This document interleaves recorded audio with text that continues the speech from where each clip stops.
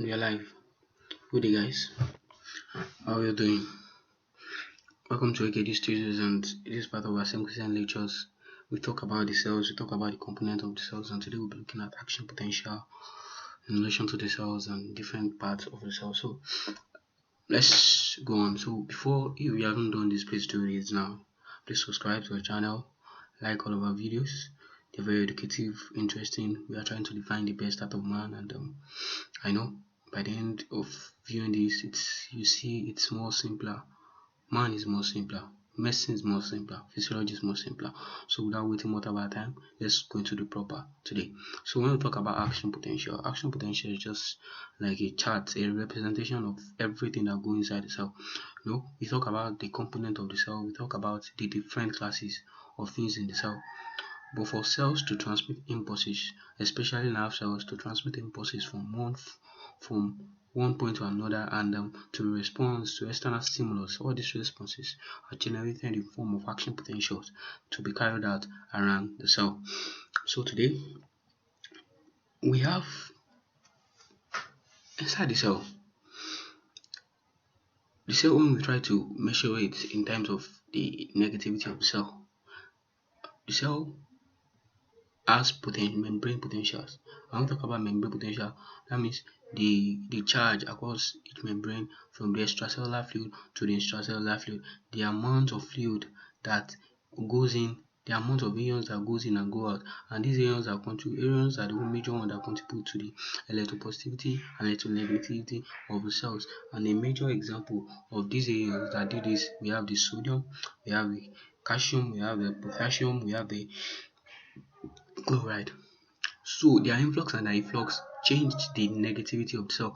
But in a case where the cell is at normal rest, in a normal resting man, a cell is at normal rest and there is no disturbance, nothing. A cell is bound to show one of these following sequences. The resting membrane potential of a nerve cell when it has rest is about minus 90 millivolts. This shows to us that the inside of the cell, or let me say the intracellular aspect of the cell, is actually negative. Why? These things we'll look into very soon. But we should know the inside of the cell is negative, minus 90 millivolts as resting membrane potential. This shows to us that potential inside the nerve fibers or cells is 90 millivolts more negative than the extracellular fluid surrounding the cell or the nerve membrane. It is therefore electrogenic, meaning it has a deficit of negativity concern compared to the outside environment. Okay, there are factors that maintain the resting membrane potential in cells and nerve membrane. Okay, there are some factors that come together to make sure the inside of the cell is at this potential so as to maintain its resting membrane potential. But in the case where there is stimulus, there will be change in that potential just as to transfer the information from one point to another. And this major factor is what? The transportation of ions across the cell membrane. So now let's take a look at this. So now we have the active transport sodium and ion through the membrane. You see, like I said earlier, ions, they contribute majorly to the charge of the cell. They contribute majorly to the charge of the cell. An example, as I mentioned, we have the sodium, we have the potassium, we have the chloride, we have the calcium, and all others. They contribute majorly to the negativity of the cell. So now all cell membranes of the body have a powerful sodium potassium pump.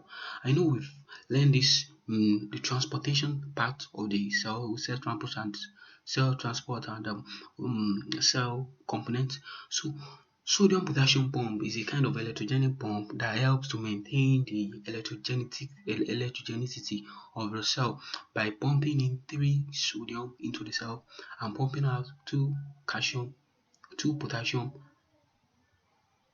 2 potassium into the cell. So in a normal ground, it has been shown that sodium is more abundant in the extracellular fluid than in the intracellular fluid, showing to us that the extracellular fluid is more positive than intracellular fluid, and at this state the sodium is still being pumped out in three masses. Three sodium is being pumped out, and two potassium is pumped in, showing a kind of deficit in one charge, showing that a deficit in one potassium ion causing a kind of negative potential inside the cell. So all cell membranes of the body have a powerful sodium potassium pump that continually transport sodium ion to the outside of the cell and potassium ion to the inside of the cell. Three sodium ion to the outside for each, two sodium to the inside, leaving a net deficit of potassium or positive ion on the inside membrane. This causes a negative potential inside the membrane. So now the sodium potassium pump also causes large concentration gradient for sodium potassium pump across the resting membrane potential, across the resting nerve membrane. So in the active transport of sodium and ion across the membrane, you see is interchange. Potassium is being pumped into the cell, while sodium is being pumped out of the cell. And this process, when you study the process very well, it requires the active transport. It requires the use of energy. That's why we have here that energy is being broken down. We have here energy is being broken down. ATP is being broken down to give us ADP and phosphate 1. And you see here, sodium is being pumped out of the cell. 3 sodium and 2 potassium is being pumped out of the cell. So 3 minus 2, that will give us 1. That shows a negative or 1 positive charge, showing a kind of deficit in the positivity of the cell, creating a kind of negativity. So this is the way a sodium potassium pump helps to maintain the negativity of the cell, so that the cell will stay in negative pump. We see in negative side there will be negativity inside the cell. So let's look at another factors that helps in the maintaining of the electronegativity of the cell. So we have the leakage of potassium to the nerve membrane. So now there's a channel protein called this tandem pump domain, the potassium channel or potassium leaky channel in the nerve membrane, through which potassium even leak in a resting membrane. You see, there's a kind of channel through the cell that at a normal resting membrane potential, the sodium inside the cell is very much to the extent that it leaks through the cell membrane, through that protein that we just mentioned now, out into the extracellular fluid. So now the leaking out, you see, there will be a deficit in the positive charge inside the cell, causing a kind of electronegativity. So now we see this as in a normal resting membrane potential, leakage of potassium to the nerve cell membrane or nerve or cell membrane helps to increase the electronegativity of the cell. So now this potassium leak channel may also This potassium leak channel may also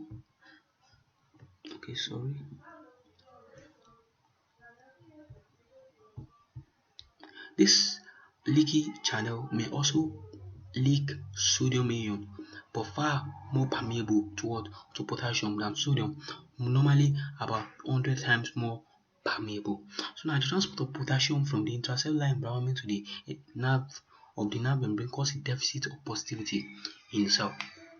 So now at this rate, when there is increase in pumping out of the leaking out of potassium to the leaky channel, there will be a kind of deficit in the positivity of the cell, and thereby causing a membrane potential that is very negative, electrogenic in nature. So through this, we've studied the resting membrane potential. We discussed basically, because this will be a kind of foundation before we look into the action potential in just a brief moment. Resting membrane potential is the kind of potential, the state of the inside of the cell, the charge in which the inside of the cell is on a resting, when it is at rest, and we said it is minus 90 millivolts, and there are factors that contribute to this. We have the active transport of sodium and potassium to the sodium potassium pump, and we have the second one, the leakage of potassium to the nerve membrane. So now all this contribute to what? To the electrogenic nature of the resting membrane potential of the cell. So let's move to action potential. So now action potential, for every cell there is a measure of the amount of charge that is present in the cell. So now action potential is a current fluctuation which is as a result of external stimulus. So now when there is an external stimulus in the body or in the nerve, the cell senses this, and a medium of transmitting information about this external stimulus is by generation of what? Action potential. I hope you're all going well. So now, nerve signals are transmitted in form of action potential, which is short from stimulus detected by the cell. The resting membrane potential, as we said earlier, is about 90 minus 90 millivolts, which shows that the cell is electrogenic, that is negatively charged. Okay. So now, the sequences of action potential. This is how it works. So now, when there's stimulus across the cell or nerve membrane, the membrane becomes permeable to sodium. On a natural ground, it becomes permeable to sodium. There are leaky gates that begins to open for sodium. Then sodium, being much more abundant in extracellular fluid, will be forced to come to diffuse across the cell membrane. Diffusion is the movement from what? From the region of higher concentration to the region of lower concentration. So once these channels, the leaky channels, they begin to open, sodium will move from that region of higher concentration, which is the extracellular fluid, into the intracellular fluid. So now the moving of it into the cellular fluid will increase the electropositivity of the cell inside it to about minus 60 to minus 55 millivolts. So now at this point, once it increases the electronegativity to this point, the sodium gated channel, the normal one which is not leaky, that is controlled by active transport, will be opened. Once it opens, there will be massive influx of sodium into the cell, leading to a spike in action potential, so about 0 to 20 millivolts electronegativity in the cell. So by this, there's a change in polarity of the cell from negativity to positivity, showing a kind of transmission of impulses through the cell. So now thereafter, after the sodium channel are closed, which is about 500 milliseconds, 5000 milliseconds, 5000 milliseconds, yes. After 5000 milliseconds, the channel closes. Then at that point, the potassium channel now open. The potassium channel opening, there will be influx of potassium out of the cell. So now, restoring the cell polarity back to normal, and the action potential will fall from 0 to 20 millivolts down even below 90 due to excess influx of what? Of potassium. Then at that point we have the what? Hyperpolarization. So there will be a diagram in which we explain more massively, but now let's have a quick recap of what we talk about. So now we talk about action potential. Action potential is a kind of current fluctuation inside the cell which is measured by chart, and each chart has a specific points in which we notice the actions and events that go on in the cell at each instant of stimulation. So when there's a stimulus across the cell membrane become more permeable to sodium, and by opening of the sodium leaky gate and influx of sodium into the cell. So when the positivity in the cell has increased to about minus 60 to minus 55 millivolts, the sodium gated channel is open, causing a massive influx of sodium into the cell, leading to a spike action potential to about action potential to about 0 to 20 millivolts. Thereafter, the sodium channel are closed and the potassium channel are opened, and there is a influx of potassium out of the cell and restoring the cell polarity back to normal and above normal. So now we look into the chart now, and we try to analyze what the meaning of the chart is, and we see the practical aspect of everything we've been talking about here. So now this is the chart. This is the action potential chart, and here we see there are two parts here. We see the depolarization part, which is from C to this side.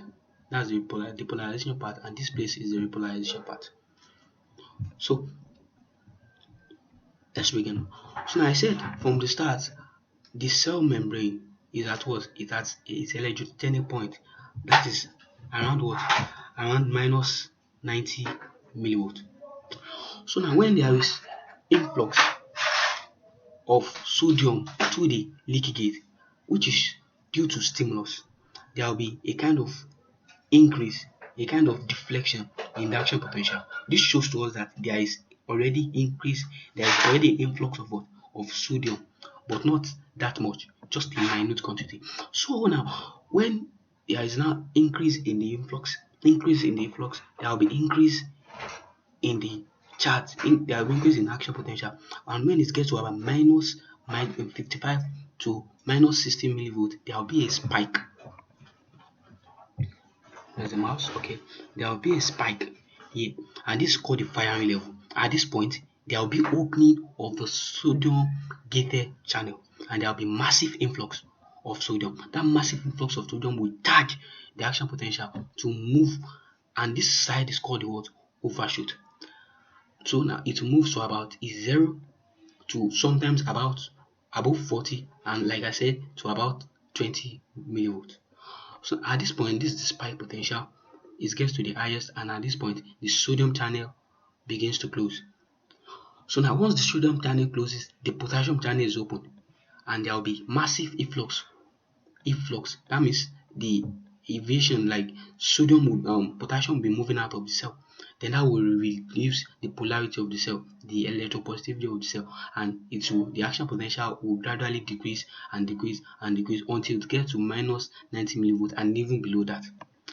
So now when it gets to that one's called after potential, after depolarization or hyperpolarization, and at this point there will be massive efflux of potassium that would tend to decrease even the polarity of the cell furthermore, and increasing the electronegativity of the cell, and it will get to a point that it will fall back to normal. And this occurrence occurs like that, and it's continuous, and that's how the nerve cell is able to generate impulses from one nerve cell to another nerve cell and to another nerve cell and to another nerve cell until it gets to the final target organ.